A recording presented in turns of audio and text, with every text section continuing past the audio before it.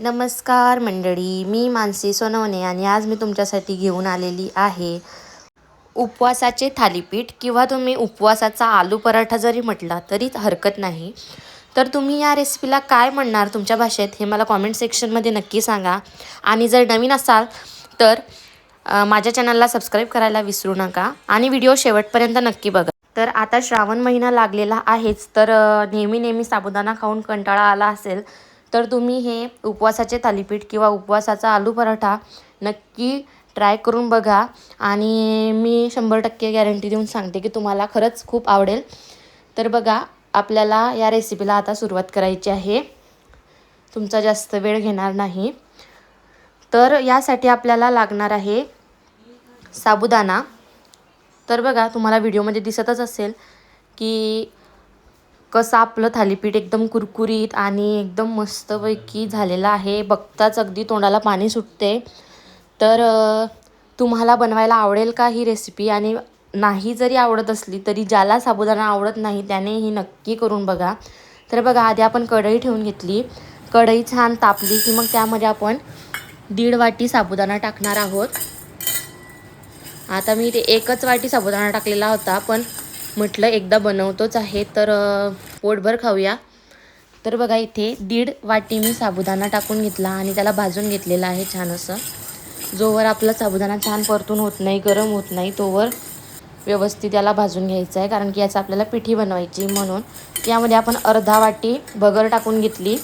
भगरसुद्धा व्यवस्थित भाजून घ्यायची आहे. तर निदान 5 ते 7 मिनिट तरी तुम्ही हे व्यवस्थित भाजून घ्यायचं आहे, घाई करायची नाही. आणि जेव्हा आपण त्याला भाजणार आहोत तेव्हा गॅसची फ्लेम कमी ठेवायची. भाजून झाला त्यानंतर थंड करून घेतला आणि आता मिक्सर जारमध्ये आपण याला अर्ध करून वाटण करून घेणार आहोत याचं बारीक.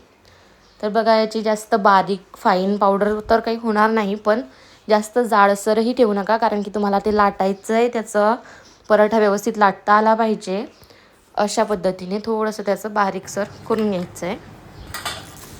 तर बघा, इथे मी आता चाळणी घेतली आहे. याला आपण चाळून घेणार आहोत, म्हणजे जे काही जाडसर राहिलेलं पीठ असेल किंवा जाडसर राहिलेला रवा नाही, साबुदाणा आणि भगरचे राहिलेले थोडेसे जाडसर बारीक तुकडे असतील तर ते राहून जातील. तर बघा, हे चांगलं चाळून घेतलं पीठ आणि त्यानंतर उकडलेले 2 बटाटे यामध्ये किसून घ्यायचे. बटाटे तुम्ही मॅशही करू शकतात, पण मॅश करताना असे करायचे की त्याच्यामध्ये तुकडे दिसायला नको, म्हणून मी इथे खिसून घेतले, म्हणजे एकदम बारीक होईल. त्यानंतर हिरवी मिरची आणि जिऱ्याचं वाटण करून घेतलेलं होतं ते टाकून घेतलं. हिरवी मिरची आवडीनुसार टाकू शकतात तुम्ही.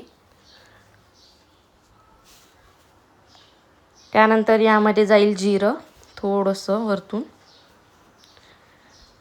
त्यानंतर यामध्ये आता जाईल चवीपुरतं मीठ. इथे मी छोट्या चमच्याने वापरते म्हणून 4 चमचे टाकून घेतले. तुम्ही जर मोठ्या चमच्याने जर करत असणार तर 2 टेबलस्पून मीठ भरपूर होतं चवीनुसार.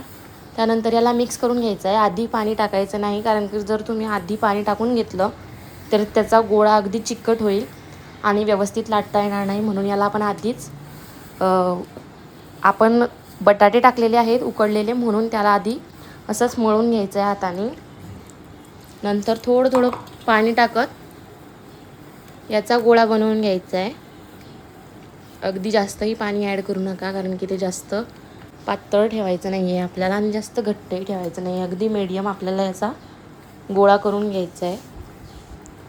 जेवढं तुम्ही याला मळाल, जेवढं याला मस्तपैकी असं मळून घ्याल, तेवढं हे पीठ व्यवस्थित आणि मस्त लाटण्यासाठी मस्त होईल. आणि बघा, इथे तुम्हाला थोडी मेहनत घ्यावीच लागेल. तर बघा, असा गोळा बनवून घेतला. नंतर याला थोडा वेळ झाकून ठेवलेलं होतं. नंतर पोळपाटवर थोडंसं तेल लावून घेतलं, आधी त्याला पसरवून घेतला आणि नंतर हा गोळा परत एकदा आपल्याला मळून घ्यायचा आहे, कारण की आपल्याला आता याचे थालीपीठ बनवायचे आहेत म्हणून. तर बघा, तरी पण याचा गोळा असा थोडा सुटत आहे. पण आता कारण की साबुदाणा आपण एकदम मिक्सरमध्ये एकदम बारीक करू शकत नाही. जर तुम्हाला नेहमीसाठी बनवायचे असतील तर तुम्ही एक काम करू शकता, गिरणीमधून साबुदाणा आणि भगर दळून आणायची, म्हणजे ती छान अशी फाईन पेस्ट होते, त्याची फाईन पावडर होते आणि मग तुम्ही करू शकतात. पण मी आपल्याला थोडंसं क्वांटिटीमध्ये करायचं होतं म्हणून आपण मिक्सरमधून बारीक करून घेतलेलं होतं. तर बघा इथे याला छान आपण मळून घेणार आहोत आणि गोलाकार बनवून घ्यायचा आहे. त्यानंतर याला लाटून घ्यायचं आहे. जास्त जाडही लाटू नका आणि जास्त बारीकही लाटू नका, कारण की जास्त जाड जर तुम्ही लाटलं तर व्यवस्थित भाजला जाणार नाही आणि जर जास्त बारीक तुम्ही लाटत असणार तर ते पोळपाटाला चिकटून जाईल आणि निघणार नाही लवकर. म्हणून अगदी मीडियम आपल्याला हे लाटून घ्यायचं आहे. आणि याच्या काठ आता तुम्हाला असं वाटत असेल की एकदम काठ याचे कसे दिसत आहेत, तर मी तुम्हाला पुढे सांगतेच. आता ह्याला काय करायचं आहे, तुमच्याकडे अगदी काठांचं ताट असेल किंवा छोटी प्लेट असेल, डबा असेल, तर त्याच्या मदतीने आपण हे गोलाकार बनवून घेणार आहोत. आता मी इथे प्लेटचा वापर करून घेतला. तर बघा असं वाटते का की आपले काठ अगदी कसं तरी दिसत होते, थालीपीठ व्यवस्थित दिसत नव्हतं. यामध्ये दिसतच असेल तुम्हाला की अगदी गोलाकार आपले थालीपीठ हे तयार झालेले आहे. तर बघा अशा पद्धतीने आपल्याला हे थालीपीठ तयार करायचे आहेत. तर बघा इथे मी आता भाजून घेणार आहे थालीपीठ. त्यासाठी मी इथे तवा आधीच तापवून घेतलेला होता. थालीपीठ टाकून घेतलं. एका साईडने छान असं कुरकुरीत होईल तोवर त्याला आपण ठेवणार आहोत. त्यानंतर यावर थोडं आपण साईडनी काठांनी तेल टाकणार आहोत. तेल तुम्हाला आवडत असेल तर तुम्ही टाकू शकतात किंवा नाही आवडत असेल नाही जरी टाकलं तरी चालेल, काही हरकत नाही. तर आपण इथे बघणार आहोत की आपलं थालीपीठ भाजून झालेलं आहे का. त्याआधी थोडंसं तेल टाकून घ्यायचं जेणेकरून ते मागची बाजू जी आहे ती मस्त कुरकुरीत होईल. त्यानंतर याला पालथून घेतलं. परत एकदा तेल टाकून घेतलं. व्यवस्थित याला स्प्रेड करून घ्यायचं आहे तेलाला आणि नंतर परत एकदा पालथून घेतलं. तर बघा आपलं थालीपीठ हे मस्त कुरकुरीत भाजलेलं दिसत आहे तुम्हाला. तुम्हाला जास्त भाजायचं असेल तर भाजू शकतात अजून. आणि एकदम कचवटही ठेवू नका, कारण की साबुदाण्यामुळे ते आणखीनच तुम्हाला कचवट लागेल. म्हणून हे व्यवस्थितच भाजायचं आहे. अगदी तुम्हाला जर एकदमच कुरकुरीत हवं असेल तर तुम्ही जास्त तेल टाकू शकतात आणि जास्त वेळाला भाजून घेऊ शकतात. तर बघा व्हिडिओमध्ये तर तुम्हाला दिसतच असेल की आपलं हे थालीपीठ मस्तपैकी असं कुरकुरीत भाजून झालेलं आहे.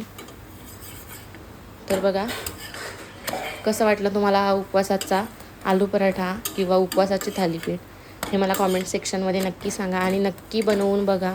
तुम्हाला खरंच आवडेल. तुम्हाला माझे व्हिडिओज आवडतात का? आणि जर आवडत असतील तर सबस्क्राईब करायला विसरू नका. माझा व्हिडिओ शेवटपर्यंत बघितल्याबद्दल तुमचे मनापासून धन्यवाद.